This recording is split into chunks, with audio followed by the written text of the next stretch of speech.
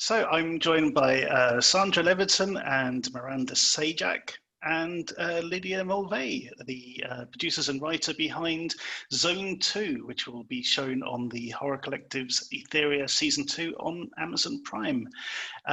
So just jumping straight in, Lydia, this is your script.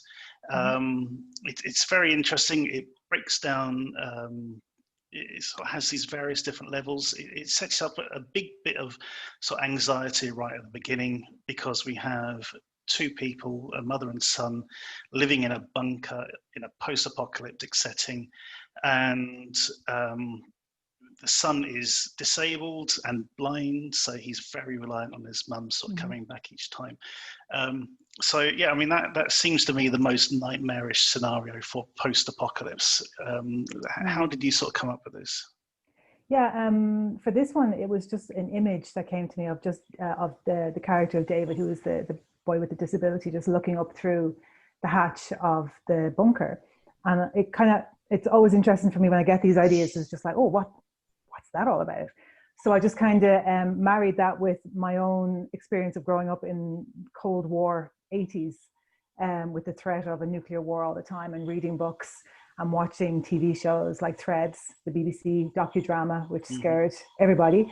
And it sort of just coalesced into this sort of really condensed bundle of fears that I had growing up. And I wanted to kind of just see and explore that in this very limited and contained way. It's interesting that you managed to convey a lot in a very sort of short period of time. This is definitely a sort of dark and grimy sort of future. You know, there's a line that Anne comes out with where she says, you know, you should be grateful we're not in Zone 1, you know, we're in Zone 2.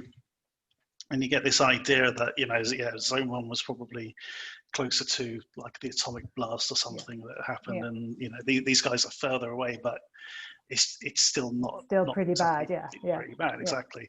And yeah, you can sort of, I mean, I certainly felt it, this sort of anxiety, like when she leaves and pulls out the rope ladder, and you're thinking, well, I hope nothing happens, you know, because this poor guy is stuck in this bunker all that time. That's the biggest fear, isn't it? Is that being left behind somewhere and being trapped and not being able to get out, you know. And it goes back to, like I said, there's a lot of influences. I read a lot of post-apocalyptic stuff growing up, which probably wasn't a great idea as a kid, but you know, it kind of formed a lot of my worldview at the time. And one of them was Domain by James Herbert, which features a nuclear explosion. And one of the scenes in it is a man who gets trapped inside a bunker and can't get out.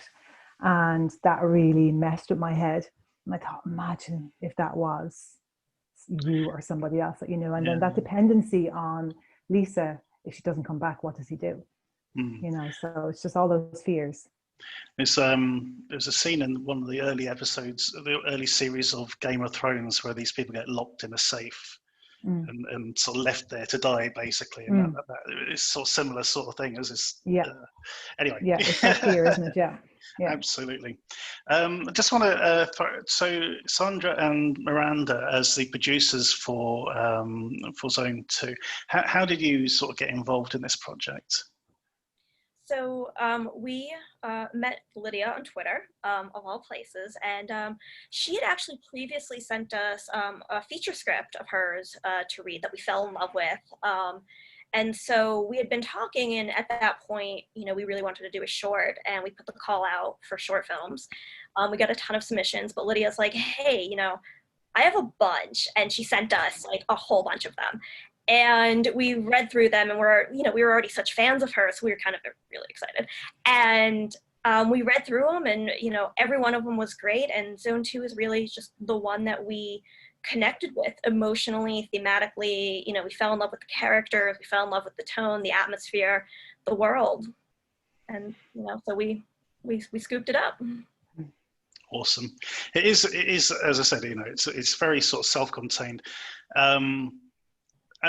In my sort of job as a podcaster, we cover lots of shorts in each episode, and we sort of tend to come across three different kinds. There's the ones which are sort of like, well, we're hoping to make this into a feature, or the ones which are literally they're just to sort of showcase their talent, or there's some which are actually a self-contained story, which this definitely is. You know, I mean, you don't really need to embellish it much further, except bloody tell us who comes out of the bloody garage. No spoilers, no spoilers. Well, I won't say any more than that, but I mean, you leave it sort of very open-ended as to what happens and well, who survives, shall we say? Yes. So obviously, you know, you're hoping for a particular outcome, but again, you leave it nicely ambiguous. It could go either way, depending on how cynical you feel, I guess. So let's talk about the casting for this. We've got Anne Ramsey, who plays Lisa. She's a very seasoned actress. Lots of credits to her role. Sorry, lots of roles to her credit, I should say. But then you have Connor Linnerworth, who plays David, who was pretty much a newcomer at the time of making this film. So how did the casting come about for this? Yeah, so I actually knew Anne before. I'd worked with her on another project, and you know, Sandy and I talked a lot about who we felt you know, might be good for this role, who we knew, you know, also people who we didn't know. We kind of went back and forth a lot on it. And then we said, you know, Anne has this breadth of experience. She comes from the comedy world, but she's also done horror, and she had a horror film out that same year. And we said, you know, let's just give it a shot. Let's see if she's interested. Let's see if she's available. You know, let's see if she might be right for this. And so we sent her the script, and she loved it, and she jumped on board. And that's history with that one. Yeah, I mean, we were so fortunate to have her, and she's just such a pleasure and a joy, and just, you know, delivers right on for everything. So we're so lucky. Thank you, Anne.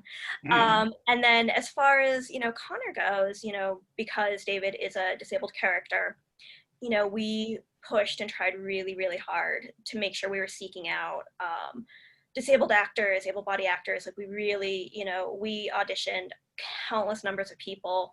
We went after, you know, everything from adaptive sports groups and theater groups, schools, theater groups that specialize in working with disabled actors. We went to SAG.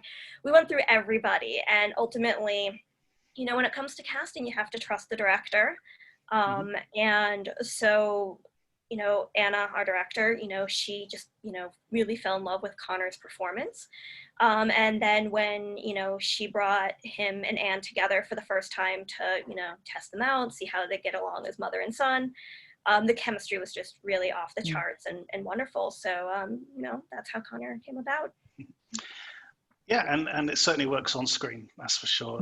You know, you certainly get that that chemistry coming between the two, and you know, but both actors have to convey a lot of story just through their sort of gestures and their, you know, sort of conversations as well, and especially that sort of final scene. You know, there's a lot going on between the two of them, which is really interesting. So definitely, yeah. So your role as so this film is going to be part of the Etheria season 2, although it was actually made back in 2015. So you know, how's it? You know, how's it been sort of seeing this film sort of get a renewed life and a renewed audience? I mean, it's been really great. We always call it the little film that could. It keeps resurfacing and refinding new life and new audience, you know, over the last few years, which has been great. I mean, Etheria and the Horror Collective have been so supportive of the film over the last few years. And it strangely has a whole new relevance now in pandemic world, while we're all trapped in our own personal bunkers. Absolutely. Yes. And I think I know for myself personally, and I'm not sure about Lydia and Miranda, but you know, I've had a lot of people, you know, come up to me and be like, you know, now would be a really great time for Zone 2 to, you know, have a re-release, you know, with everything going on. Have you seen how Contagion's doing? Like, and I, you know, I just have to be like, well, you know, patience, we'll see. And so, yeah, it tickles me that, you know, people keep finding this movie and enjoying it. Yeah, I'm not surprised. Yeah, it's. I must admit, when I read the synopsis, I was like really apprehensive, thinking this is going to be like misery. It's a real miserable sort of like Threads. Funny enough, I was thinking something along those sort of lines. So I was sort of very pleasantly surprised, and so the way it sort of turned out, and I hope everyone else is as well. So, ladies, thank you very much for your time this evening, or this afternoon in your case. Thank you for the do-over. Anytime. Thank you. Thank you. So Zone 2 is going to be part of the Etheria Season 2 on Amazon Prime. Ladies, thank you very much. Thank you.